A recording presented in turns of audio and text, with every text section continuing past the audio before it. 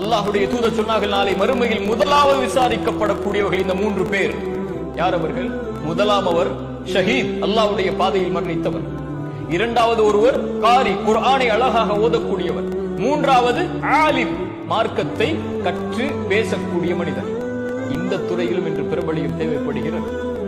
அல்லாஹ் அழைப்பான், ஷஹீத் ஏன் செய்தாய்? அவர் சொல்வார், யா அல்லாஹ், உன்னுடைய பாதையில் இறக்க வேண்டும் என்பதற்காக செய்தேன். அல்லாஹ் சொல்லுவான், மக்கள் உன்னை புகழ்ந்தார்கள், மக்கள் உன்னை ஷஹீத் என்று சொன்னார்கள், அதெல்லாம் சரி, நீ செய்தது அதற்காகவா? உன் உள்ளத்தை அறிந்தவன் நான். நீ பொய் சொல்லுகிறாய்.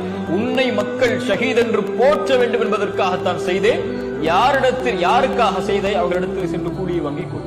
காரி, குர்ஆனை ஓதினாய், எதற்காக ஓதினாய்?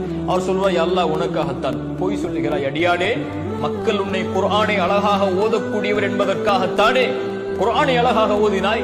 போய் பெற்றுக்கொள் நன்மை அவர்களிடத்தில். ஆலிம், மார்க்கத்தை கற்று பேசக்கூடியவர். அழைப்பார்